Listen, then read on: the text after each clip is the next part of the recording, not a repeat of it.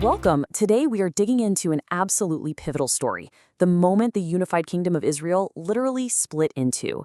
We're going to break down the account from the book of First Kings and really see how the decisions of two new kings just set their nation on this collision course with disaster. Okay, let's get into it. We're just going to start right here, at the heart of it all, this one single brutal sentence. These are the words of a brand new king. And they were so unbelievably harsh, so arrogant, that they would tear his kingdom apart. Let's unpack how it all went so wrong so fast. So, here's the setup. The legendary King Solomon has died, and his son, Rehoboam, is taking over. The people of Israel come to him, and they've got a pretty reasonable request. See, Solomon's huge building projects meant crushing taxes and forced labor. So they just ask Rehoboam, hey, can you lighten the load a little? If you do, we'll serve you forever. This is his very first test as a leader. And what happens next is just fascinating. This slide lays out the two paths he could take so clearly. On one side, you've got the elders. These are the wise old guys who served his father. Their advice is simple: lead by serving. Show some humility and you'll earn their loyalty for life.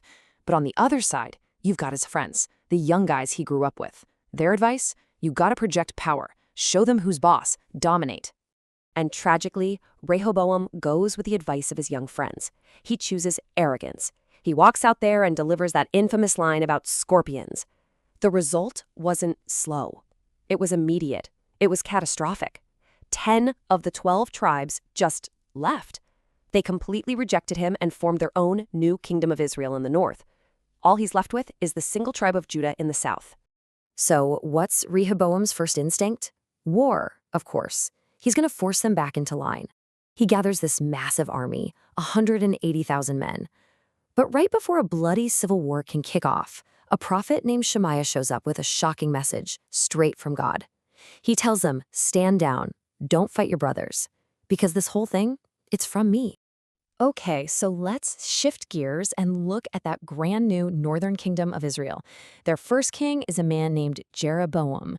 And yeah, he's got the crown, but he has a massive political and religious problem on his hands.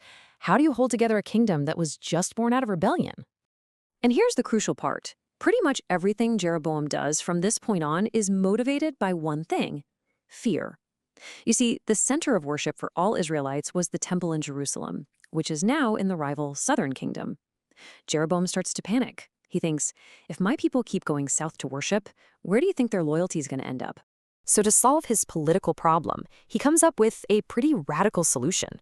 He'll just create a whole new religion for them.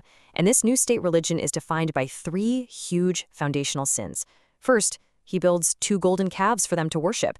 Second, he appoints his own priests from any old tribe he wants, not just from the Levites, as God commanded. And third, he just invents a whole new religious festival on a date he picked himself. And this just shows you how deep his rebellion really went. I mean, this wasn't just some minor political tweak. Making golden calves, that breaks the first 2 commandments right off the bat. Appointing his own priests, that's ignoring a direct law from God.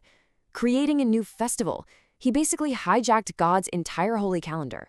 He built his kingdom on a foundation of pure disobedience. Now, just as Jeroboam is standing at his shiny new altar in a town called Bethel, the story takes a really dramatic turn. God sends a messenger to confront the king, and what follows is this strange, tragic story about just how serious obedience is. The text calls this messenger a man of God. And what that really means is this is someone whose only job is to deliver God's message exactly as he received it. No adding, no subtracting, no watering it down. So this prophet travels up from the southern kingdom of Judah, and he boldly declares that one day, a future king named Josiah will come and completely desecrate this very altar. And this is where the prophet's journey gets so tragic. So after he delivers the message, he follows God's strict command not to eat or drink anything there or even go home the same way he came. But then, an old prophet from that very town chases him down and straight up lies to him.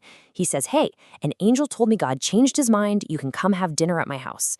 The young prophet believes the lie, he disobeys God's original direct command, and on his way home he's killed by a lion as a direct judgment from God. So what's the lesson in that bizarre, tragic story? Well, it's pretty stark. Even though he was lied to, the young prophet was still held responsible for his own disobedience. The point is, no matter how convincing or spiritual someone else sounds, their words can never, ever override a clear, direct command you've received from God. It's a heavy lesson about personal accountability. Okay, so let's bring it all back to the two kings. We've seen Rehoboam's pride and Jeroboam's fear-based idolatry. Now it's time for the bill to come due. All of these actions are about to have very, very severe consequences. This table just breaks it down perfectly. You have these parallel failures. For Rehoboam in the south, his core flaw was arrogance, which cost him 10 tribes and eventually got his kingdom plundered. For Jeroboam up north, his core flaw was fear, and that fear led him to create the system of idolatry that completely doomed his entire family line. For Rehoboam, the consequence came fast, just 5 years into his reign. The king of Egypt comes up, marches right into Jerusalem, and just loots the place. He takes all the treasures from God's temple and the royal palace, all that incredible wealth that Solomon had built up, gone, just like that. For Jeroboam, though, the judgment was even worse. It was so much more personal. The prophet Ahijah tells him that because he led the entire nation into sin, his own sixth son is going to die, and that God will eventually raise up a new king who will completely and totally wipe out Jeroboam's family, not one descendant left. So that brings us to our final section, the enduring lesson. After all of this, the political failure, the pride, the fear, the idolatry, the judgment, what's the big takeaway from this story of a nation breaking apart? What are we supposed to learn from all this? Well, the source material concludes that the sins of these first two kings cast a very long, very dark shadow. Jeroboam's idolatry, in particular, became the defining sin of the northern kingdom for the rest of its history.